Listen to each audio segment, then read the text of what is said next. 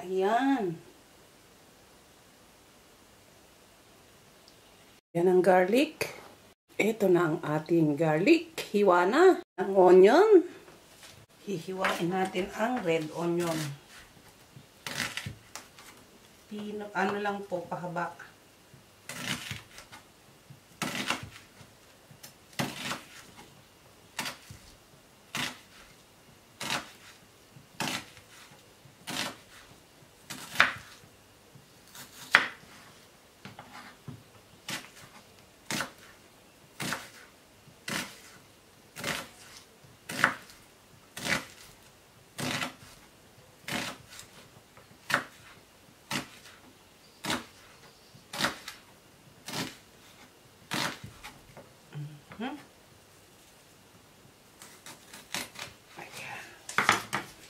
Ayan. Bell pepper. Red and yellow. Hiwa na po tayo ng bell pepper.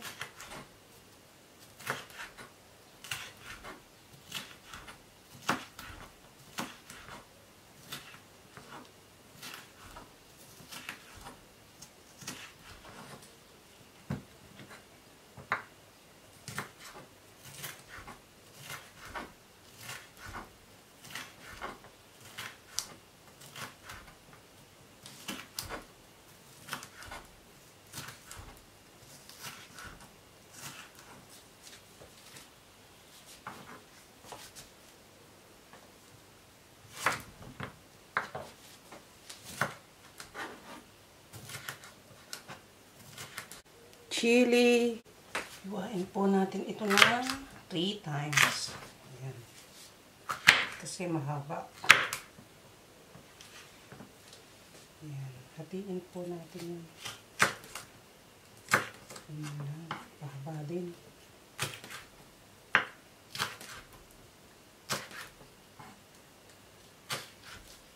At lagyan natin ng onion willet. Ito na ang ating scallion. Hiwa na rin.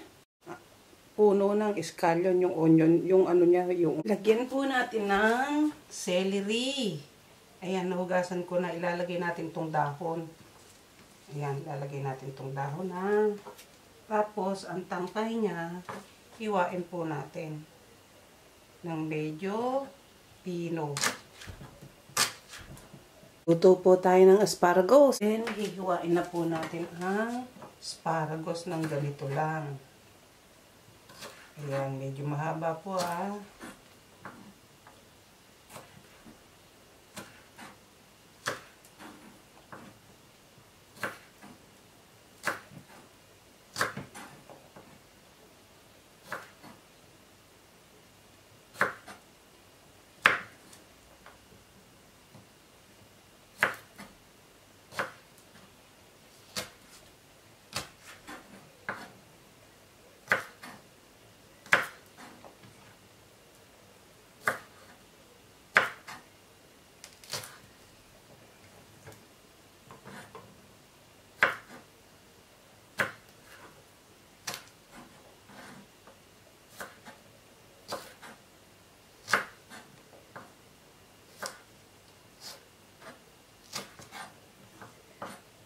So, ayan, sasahugan po natin ng ham. Ipa-fried muna natin. Half-fried lang po. So, ayan, half-fried po natin ang ating ham.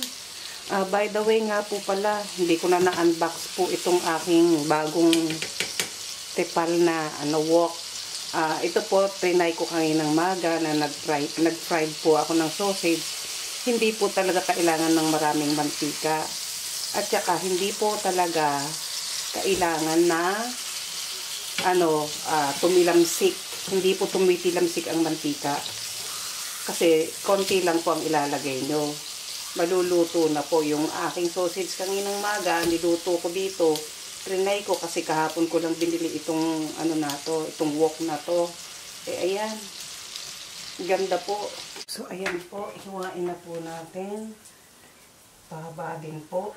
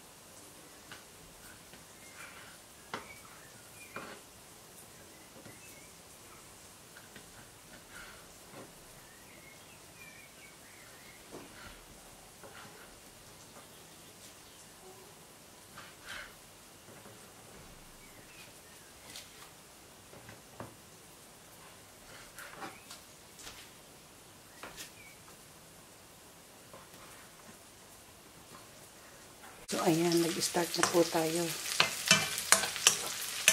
Malalaki po ang hiwa ko sa sa bawang. Ayan. Lagay na po natin ang onion.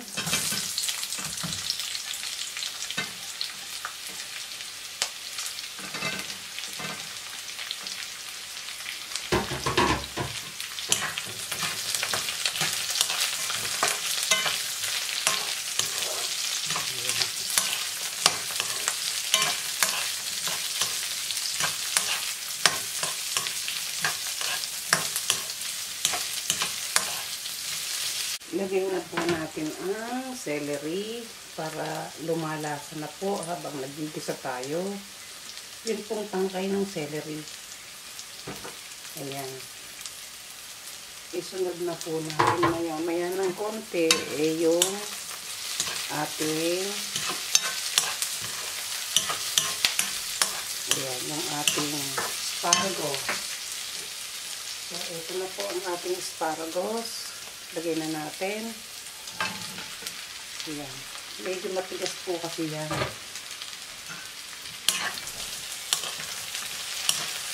Saute lang po ang gagawin natin.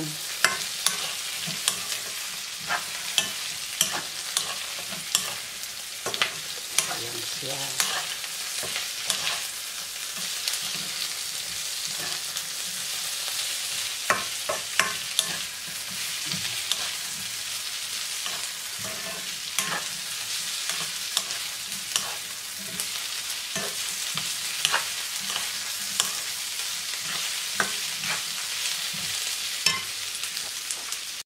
Lagyan na natin ang bell pepper.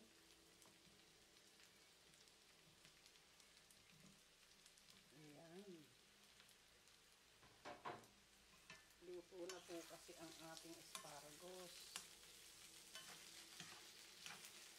Stir lang po ng stir. Tapos lalagyan natin ng konting sauce.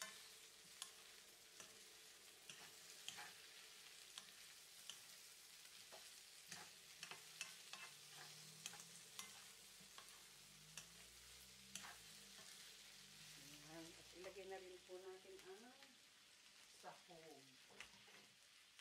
Ito na ang ating sahog.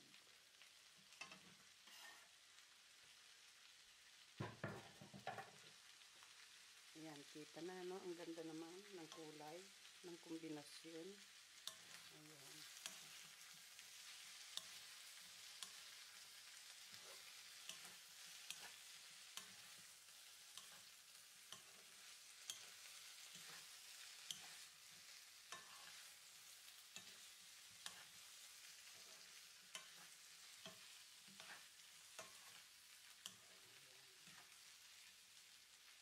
Okay, lagyan po natin ng konting sauce.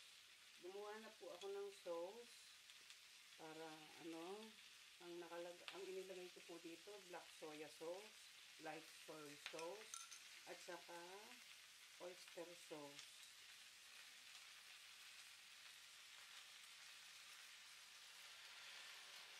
Huwag po natin ilagay lahat para makita natin kung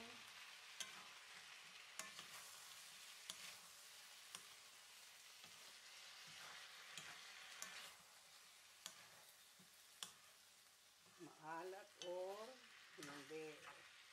Kasi ayaw ko po ng maalat.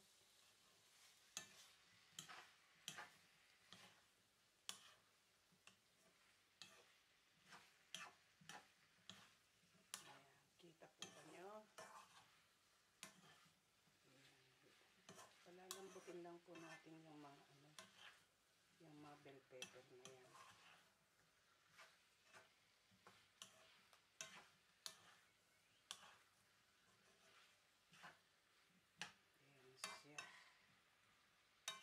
Ayan siya.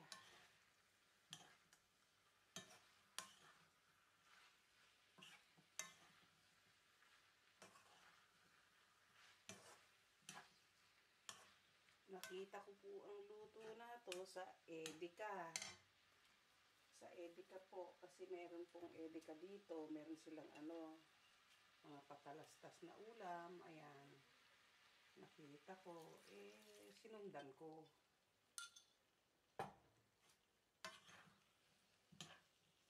Pero may kakaiba po dito sa akin. Sa kanila, mincemeat. Mincemeat ako, ang ginamit ko, ham. Ayan, talaga pong iniiba ko talaga. Hindi ko po ginagaya ng todo. Gusto ko kakaiba yung ginagawa ko.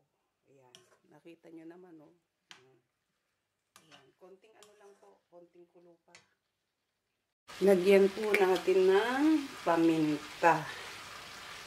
Ayan. Sarap.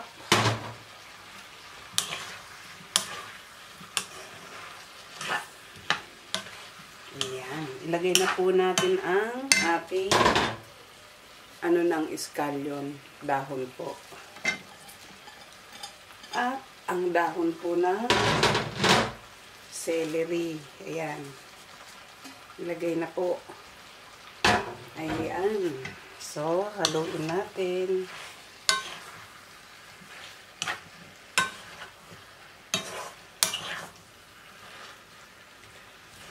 Ayan.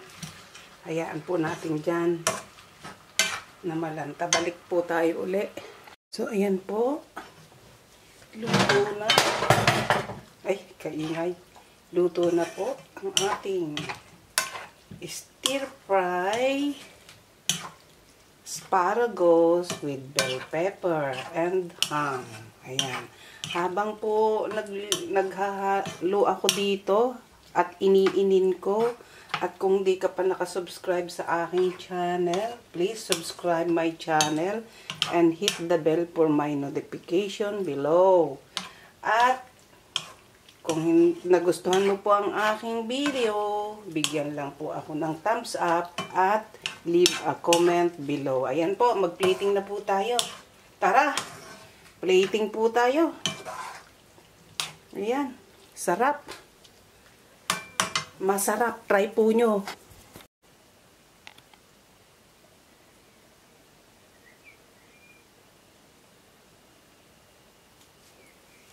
Ayan na siya. So, eto na po. Kain na po tayo. Nag-plating na po ako. At kung di ka pa nakasubscribe, subscribe na. Lutuin mo to. Ang sarap. Try mo. Ayan, oh. Asparagus. Stir fry or saute asparagus with bell pepper and ham. Sarap. Tara, kain tayo. Sarap po yan.